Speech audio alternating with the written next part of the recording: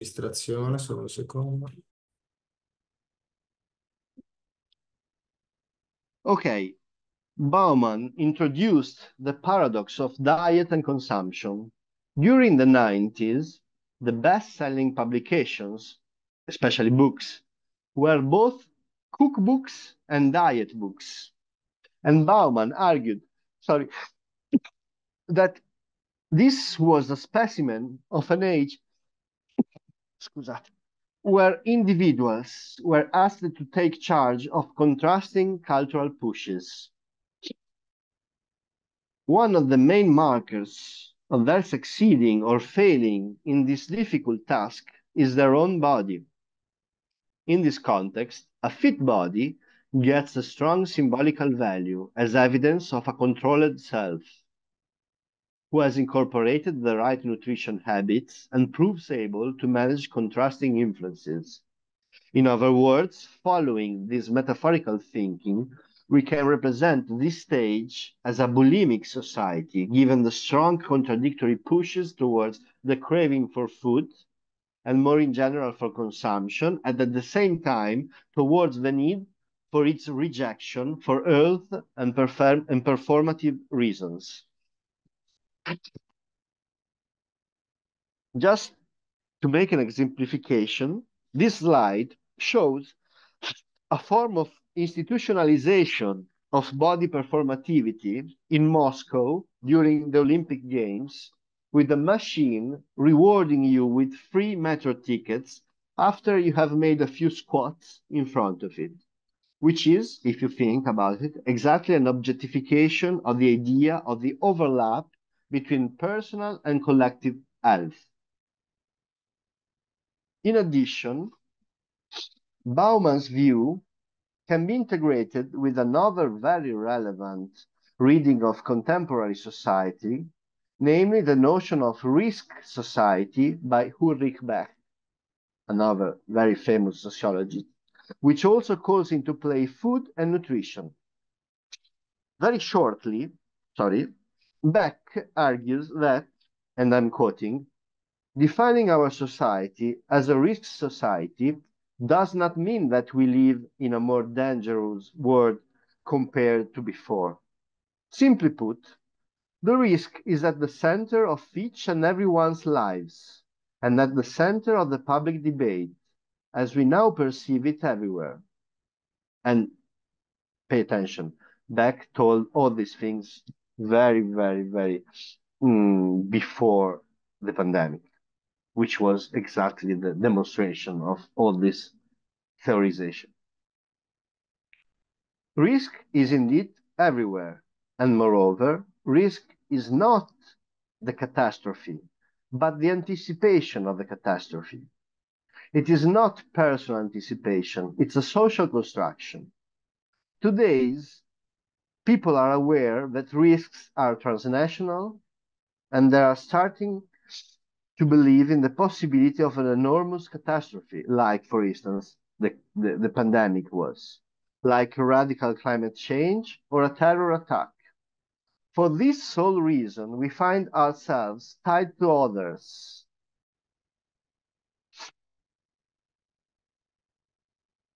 beyond borders, religions, and cultures.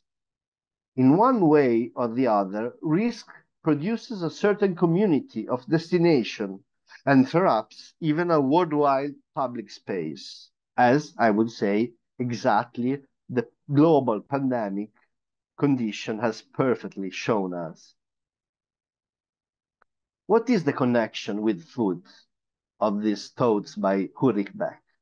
According to Beck, the era of risk society opened exactly with the global panic related to the diffusion of the mad cow disease in early 90s. Do you remember Mucca Pazza? When diverse cases of a deadly disease were reconducted to the spillover from cow meat to humans. Somehow, in the wake of the mad cow crisis, many people have lost their trust in institutions and traditional habits as well, considering that even the easiest and very mundane decisions, such as eating cow meat has suddenly turned into a potential risk. This undermined the trust in expert knowledge, especially in those related to health and nutrition. And more recently, we have all observed the very clear consequences of the loss of trust in the mainstream medical knowledge, with the no-vax movement spreading during the pandemic. Specifically, in the field of health, risk is understood in two main senses. On the one side, it is framed as a threat coming from the outside, as a consequence, for instance, of pollution, toxic food, pandemics, and so on. This is obviously the less controllable dimension from the individual standpoint. On the other side, risk is related to individual choices, as it is also understood as a potential consequence of wrong lifestyles and styles of consumption, like, for instance, smoking, eating junk food, being too lazy, and so on. In the passage between classic and neoliberal governmentality, the paradigm of preventive medicine, as well as the campaigns for the promotion of the right lifestyles, thrive. In this way, the risk management is redistributed from the state to the citizens, transforming the former passive patient into an active client who applies their own competencies in safeguarding their health in the wake of the passage between classic and neoliberal welfare, where health is no longer considered as a universal right, and it becomes something which must be deserved through correct life conducts. In this way, the notion of risk becomes a key technology for social control. In terms of modus of governmentality, the growing leeway for individual action calls for the need for guidance and devices to support the process of interiorization of discipline. This stage can be defined as a supervised freedom, where a few moral entrepreneurs, as representative of the expert knowledge, give people hints to adapt their habits towards good citizenship behaviors. Howard Becker, another very well-known sociologist of the past, has defined moral entrepreneurs as persons or organizations who influence other social groups, usually on a lower position on the social ladder, in adopting norms and values, also having the power to label and stigmatize those who deviate from the expected conducts. This reflects on media production, spreading the format of lifestyle television, which I guess you all know quite well, focused on the idea of the good role model. In the lifestyle television formats, a few experts, basically upper class and mostly white and male subjects, evaluate different aspects of the daily life of ordinary people who submit their own private lives to this evaluation. It's always, regardless of the specific topic that the lifestyle program is tackling, you will always find the same, let's say, dynamics. You will always find someone who is failing in at least one aspect of his or her lifestyle. Is eating too much, is not, let's say, wearing in a fashionable way, he's managing in a wrong way his home, and so on. It doesn't matter the topic. What matters to us is the dynamic. It's someone who is failing, who submit himself or herself to the evaluation of someone else, the moral entrepreneur, who arrives there to fix, to change, to adequate the lifestyle of the people who are representing as failing. This dynamic responds to the need for guidance for individual choices, and it works as a technology of self, which helps in finding the proper, let's say the right ways within uncertain contexts.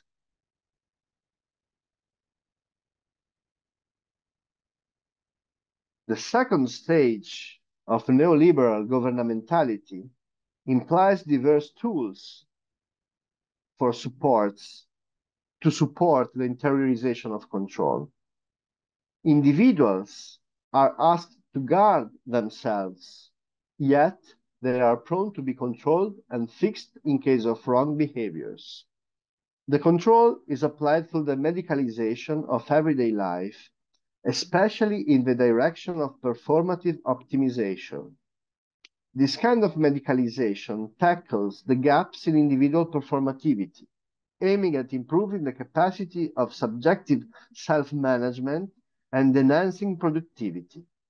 These activities are supported by many so-called professionals of self-help,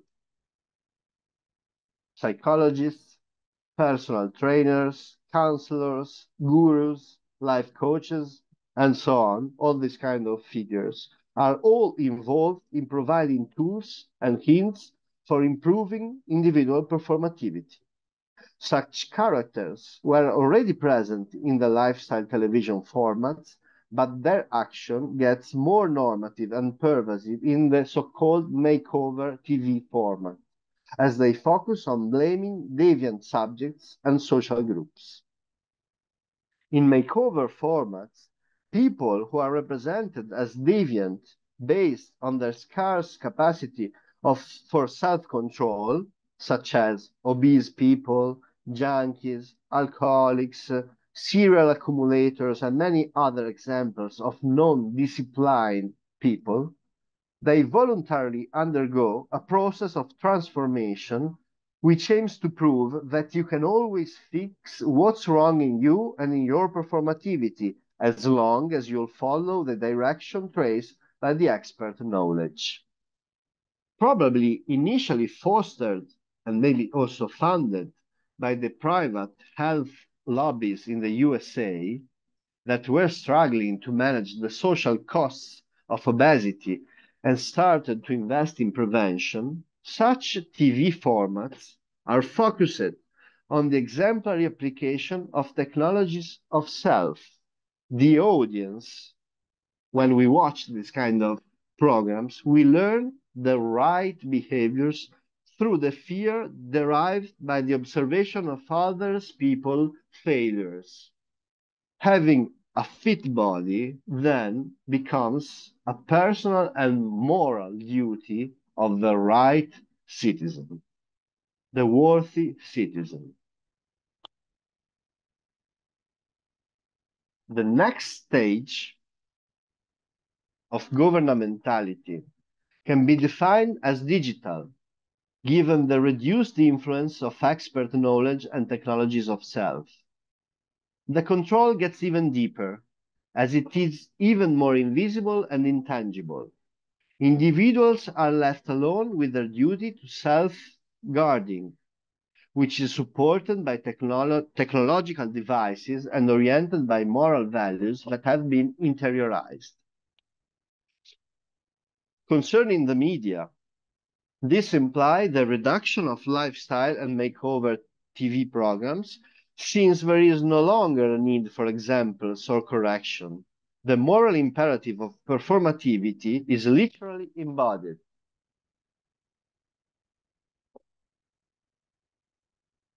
So we wear technologies, and we do it increasingly nowadays, all kind of technology which measure ourselves and our daily performativity.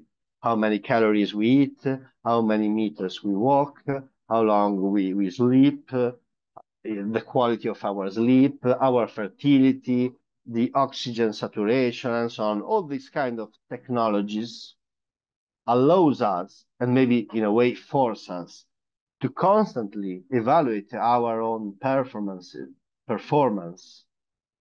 to be able to find potential gaps potential deficits in our performances, and then in case of need, being able to fix them, to adjust our performativity towards the expected standards. And this again interacts with our relationship with food, which is even more increasingly measured weight and all monitored in terms of what we eat, in which moment of the day, and so on. This is something that also affects our relation with food and food representation. Okay, my idea was that now we might have had a pause. If you want, we can have a few minutes, or maybe like a 10 minutes stop, and then go on and arrive to the final discussion, let's say.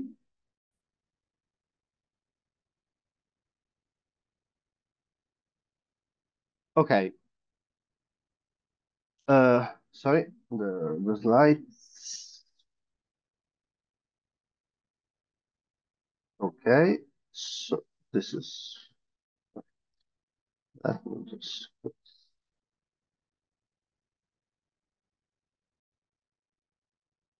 We can look at the evolution that I've been talking about of different styles and models of control which affect our relation with body and then with food.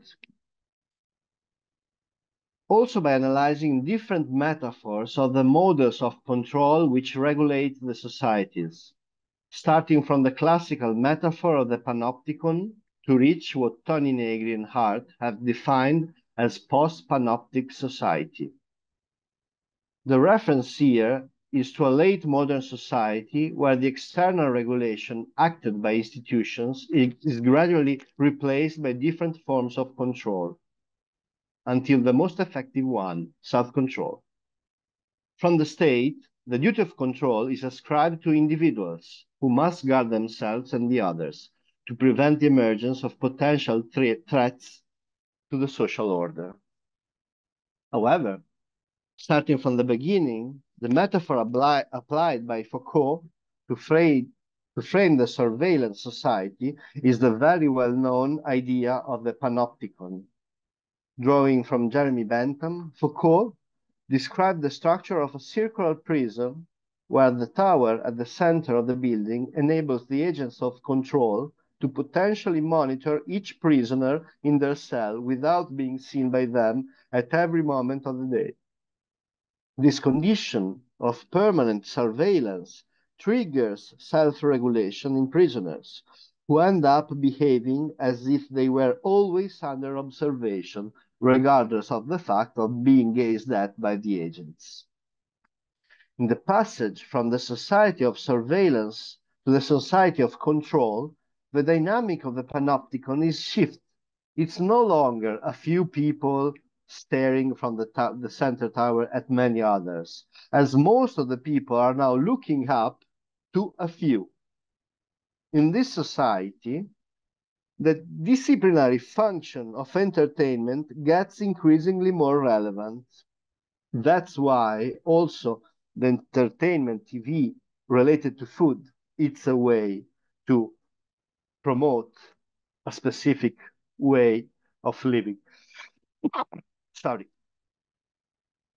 As argued by Debord, the mass media vehiculate role models and lifestyles to the audience, which work as devices for stimulating voluntary obedience.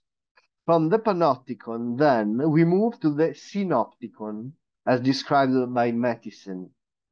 Most of the people stare at the new towers, namely the TV stages, media, and celebrities on media, where a few famous persons embody and enact the desirable ways of living.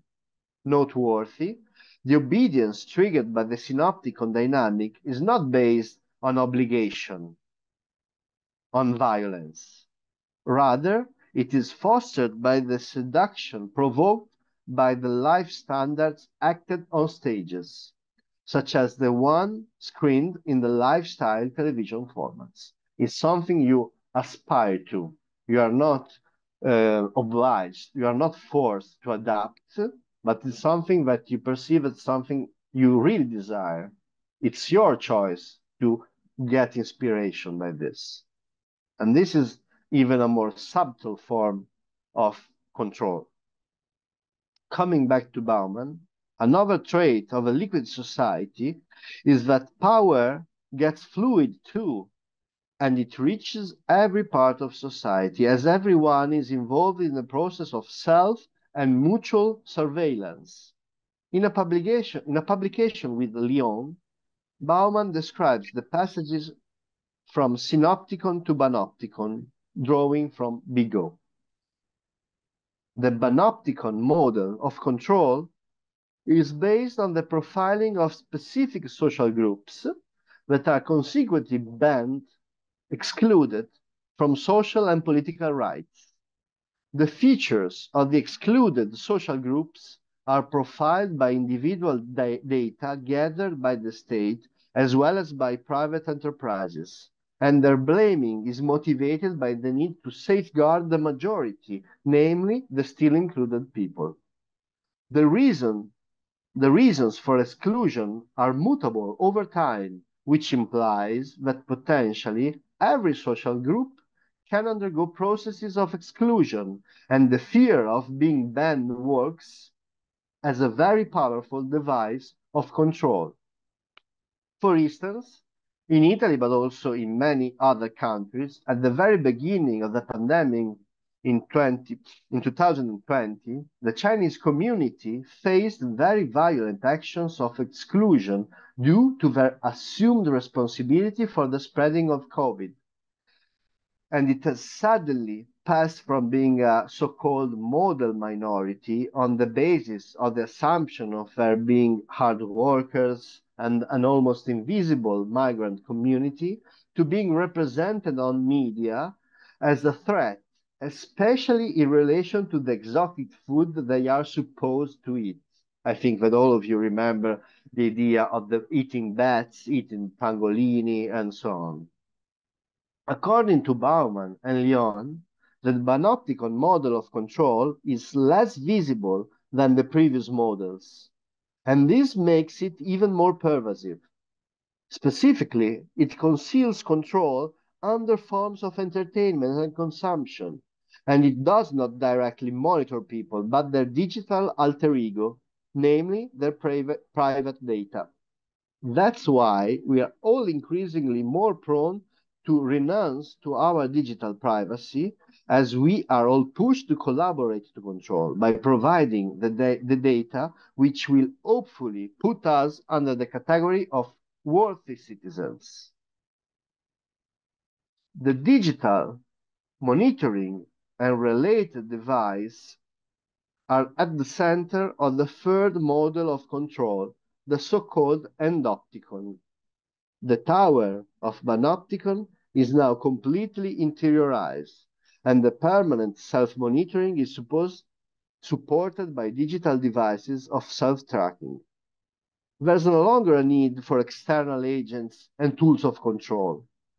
Through digital devices, the wearable technologies that we are progressively integrating into our daily life, we monitor our performances, how we sleep, how much we walk, our oxygen saturation, how many calories we eat, our fertility, our productivity, and so on.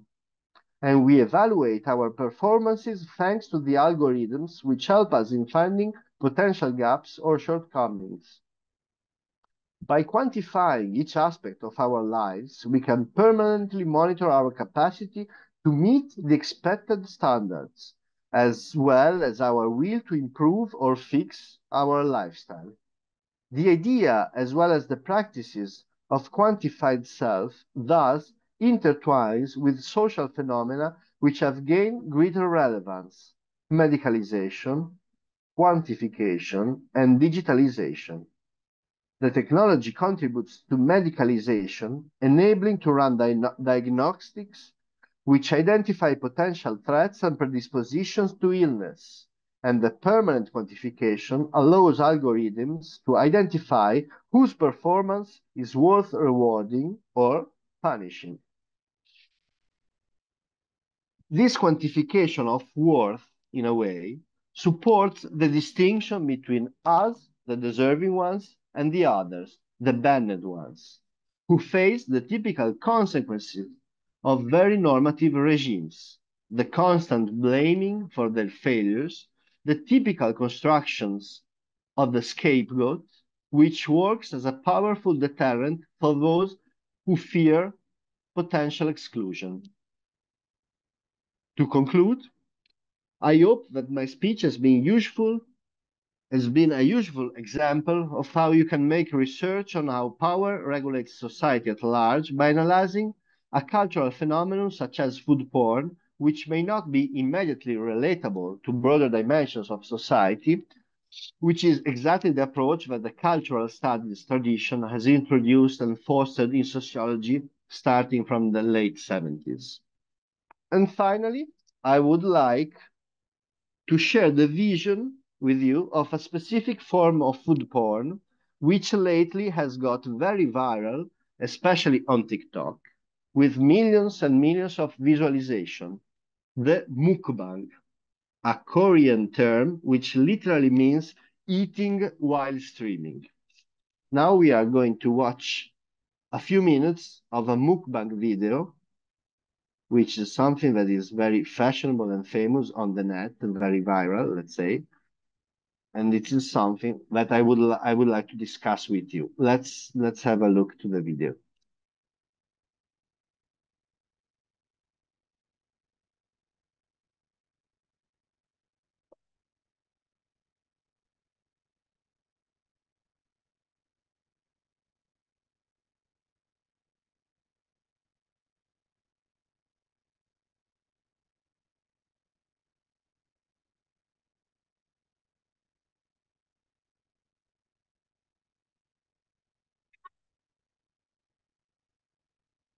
Just a short introduction to get more acquainted with mukbang in case you have never heard about it.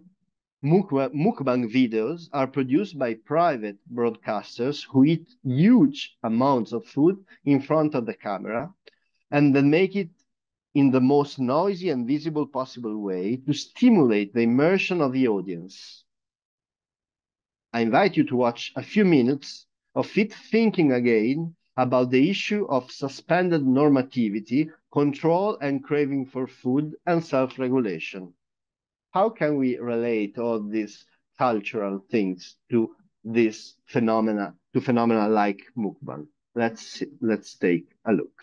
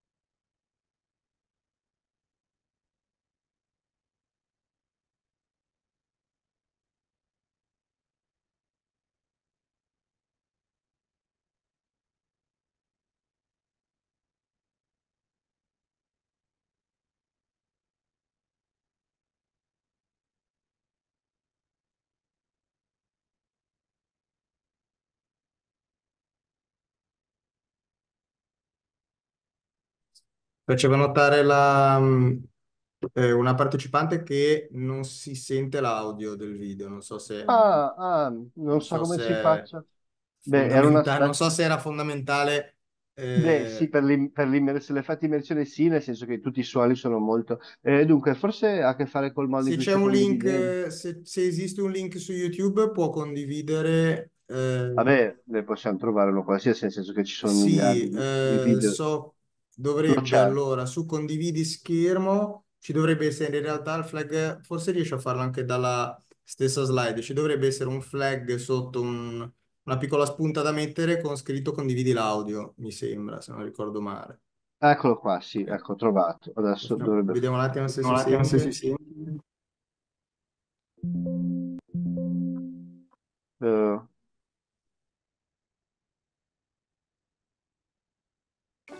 Ok, adesso sentiamo, perfetto. vabbè, ne guardiamo ancora un pochino, poi tanto la sensazione è questa.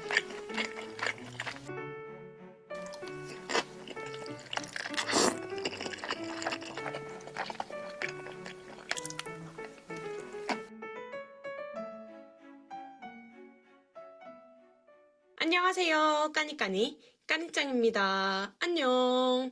오늘은 서가행국에서 볼케이노 한 상과 파이타 한 상을 준비했어요. 맛있게 먹겠습니다.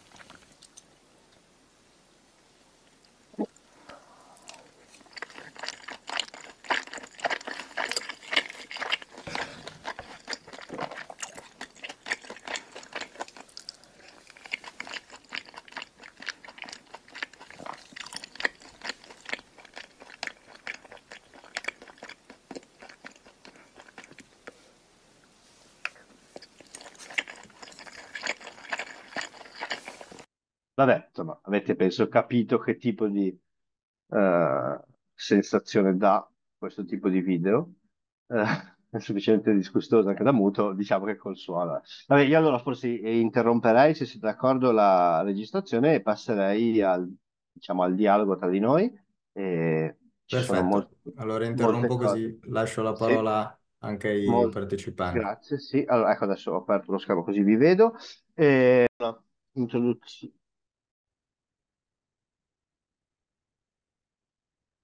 Ok, so as a cultural sociologist, I'm interested in the cultural meanings attached to food, mostly from a cultural studies perspective, namely the branch of sociology which focuses on the aspects of daily life, of mundane experience, let's say, for instance, the kind of objects of consumption that people uh, have in some moments of their life, what they watch on TV, what they write on social media, and so on, to draw depictions of the general functioning of society.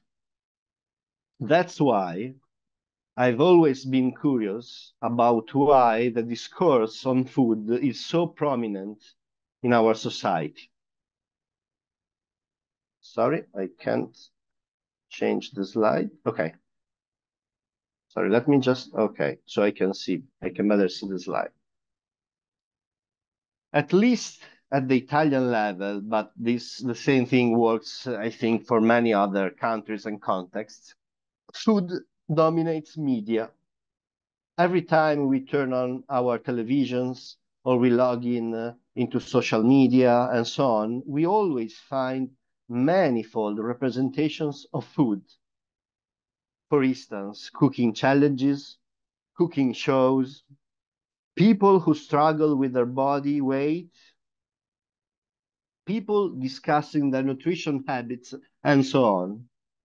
In addition, during the pandemic, the sharing of food representations as well as the attempts to recover forms of conviviality through the digital dimension, see the dinners and aperitivo that we all have tried to manage by Zoom during the pandemic, which was mostly, for most of people, quite frustrating, actually.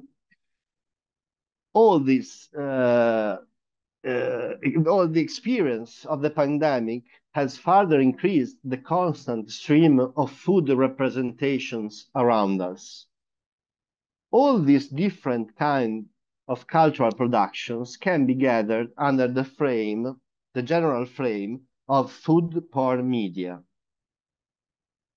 In our studies, the studies that I run together with my colleague Luisa Staggi, we have explored how the language of food porn media is applied in a plurality of forms, from the production of memes, the meme, on the internet, to TV programs, as a very evocative language through which to vehiculate meanings that go far beyond the literal notions of food and nutrition.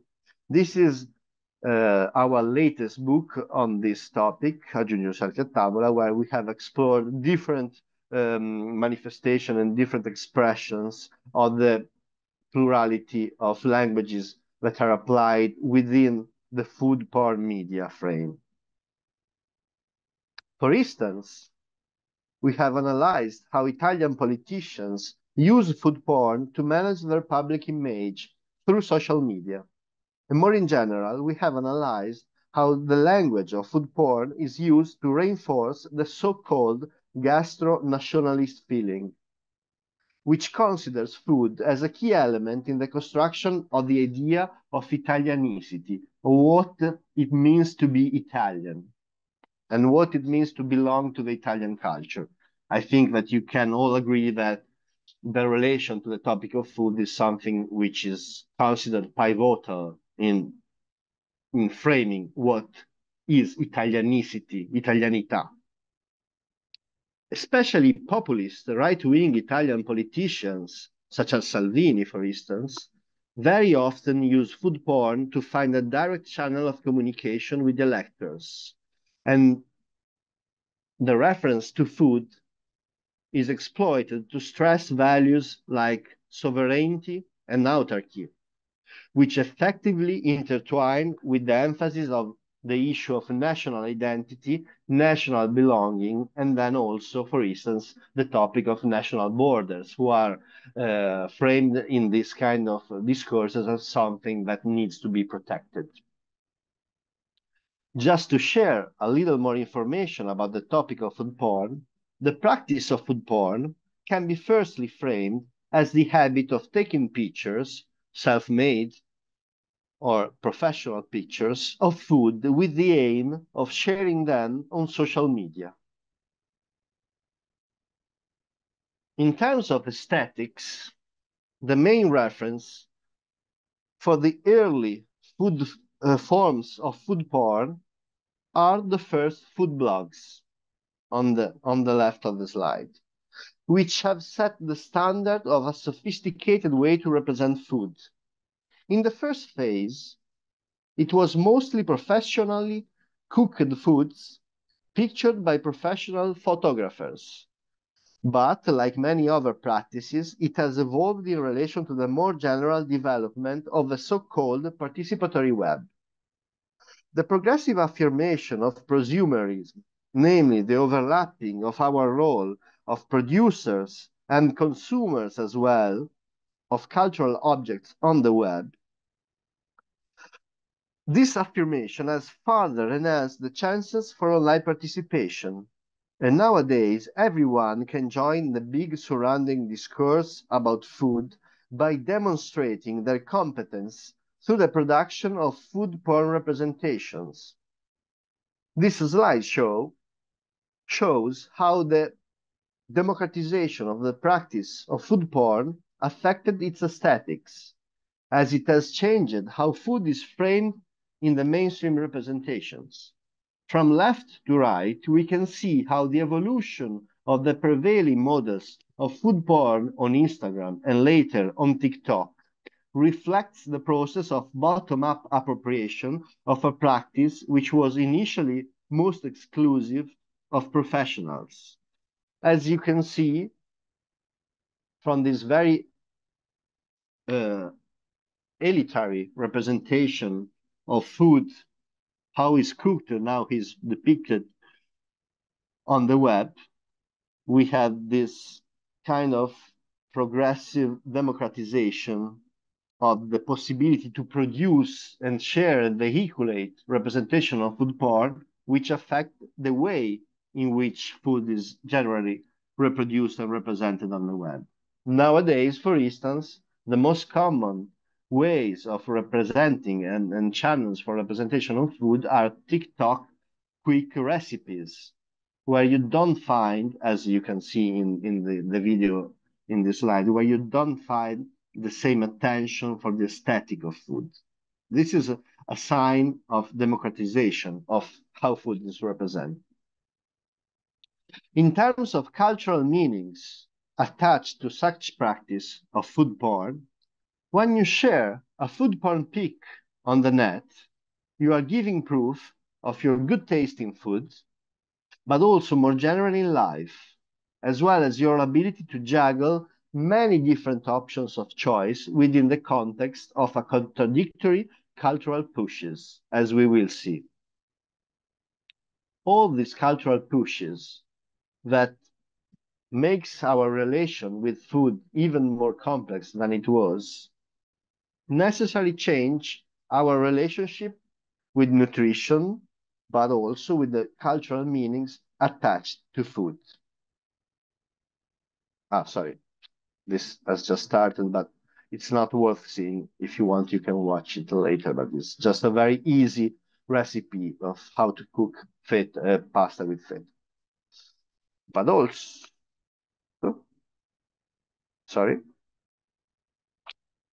also, since food porn as a cultural phenomenon develops in a society where most people are struggling with a diet, it gains the meaning of a way to deal with this contradiction by sublimating a desire for food, which is meant to stay at least partially unfulfilled. In this slide, you can find, for instance, some examples of the so-called cheat meals, which are considered as a short-term suspension of the strict diet programs and work as a reinforcement of normativity exactly through its controlled transgressions. The general attitude is, okay, we all try to get a fit body, we all monitor what we eat, how we eat, and so on, and we spend a lot of energies to stay fit with our bodies. Only sometimes you can just make a suspension of this monitoring of your daily activities related to food, and you can transgress just for one day with food that you are not usually allowed to eat, then very caloric food or junk food or so on. But this is tolerated only if it is lived as a short-term suspension of your monitoring. Otherwise, it will be deviance to the correct, let's say, way of having food. At a symbolical level, we can see a parallel with many different forms of controlled transgression, such as the ones traditionally reproduced in carnivorous situations, where even common people are allowed to experience forms of suspended normativity.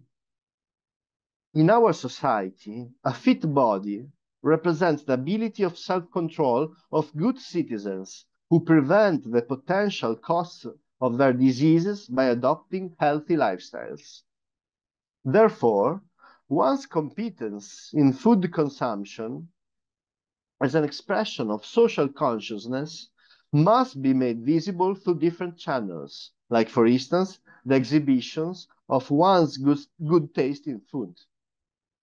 A food porn pic can thus work as a postcard which is sent or shared on the net to show the specific culinary context you get in contact with, but also to demonstrate your own economic and cultural capitals, as well as your positioning in infra-political issues related to food and identity, such as, for instance, veganism, fair trade consumption, sustainable consumption, and so on.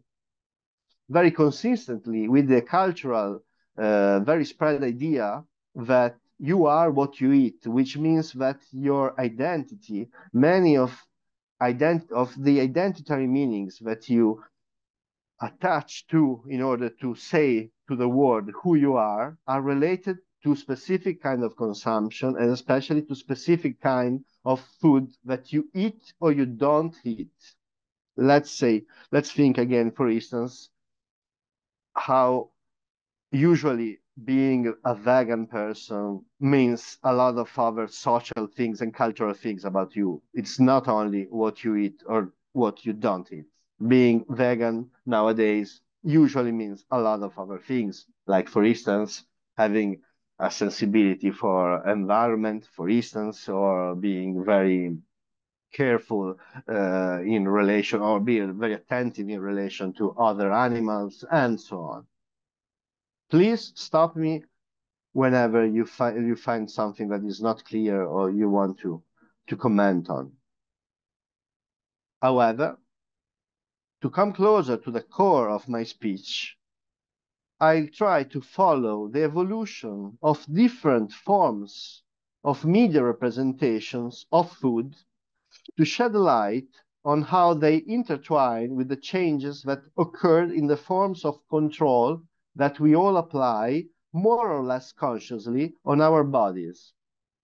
I'll tackle the issue of governmentality, and we will see what I mean with governmentality, which is a notion that we draw from the work of Michel Foucault, the French philosopher.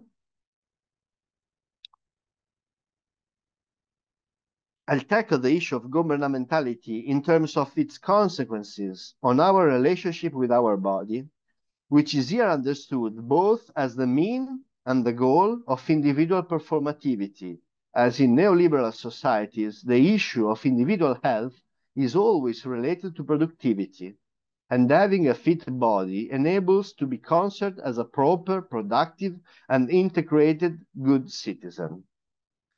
The point here is that, again, our body is not only an healthy or unhealthy body.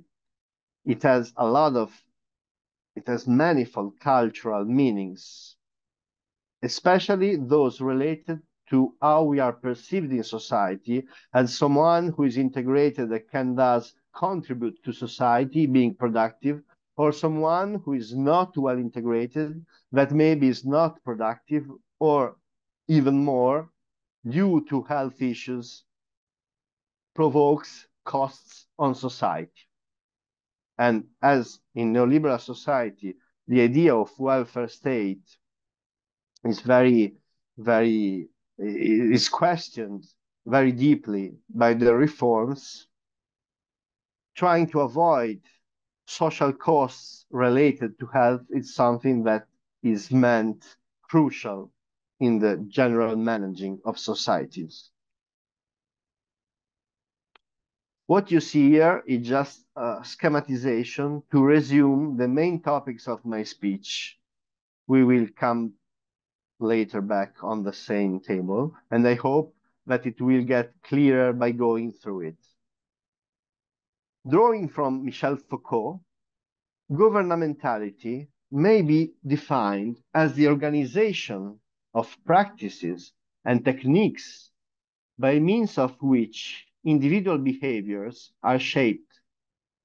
It has evolved through different passages which move the prevalent forms of control from society, the external disciplinary control, to individuals, the interiorized control. Sorry, I've just seen that we have two messages on the chat. Ah, no, okay. It was something that it was previous. Indeed, if in modern societies the social order prevailed over subjective freedom, and it does need to be materially visible, in modern society, the control was acted by institutions, by disciplinary institutions such as police, prison, and so on. With the evolution of modernity toward late or radical modernity, as the sociology guidance would call it, the increasing room for individual freedom implies stronger accountability for individuals who are much freer to make choices, but at the same time, they are in charge of the outcomes of such choices.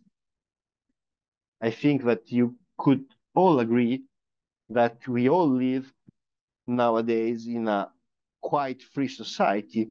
We can do almost, I mean, within certain limits, we can do almost everything we would like to do in terms of possibilities, depending on resources, but also in terms of what the society let us do.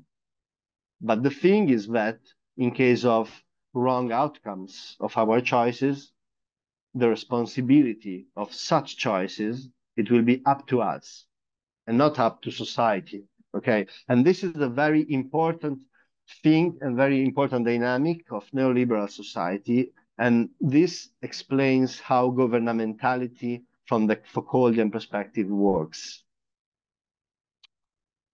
This is, sorry, I can change it. This is very consistent with a neoliberal understanding of society as an aggregation of individuals rather than a collective entity, as Margaret Thatcher has framed it. I don't know if you remember, but we can say that with the Thatcherism, with the trajectory, political trajectory of Margaret Thatcher in Western societies, and especially in United Kingdom, we had a strong push towards neoliberalization of politics and society. And this very, very famous statement of her symbolically opens the era of neoliberal Western society, because Margaret Thatcher stated that there is no such thing as society. There are individual men and women, and there are families.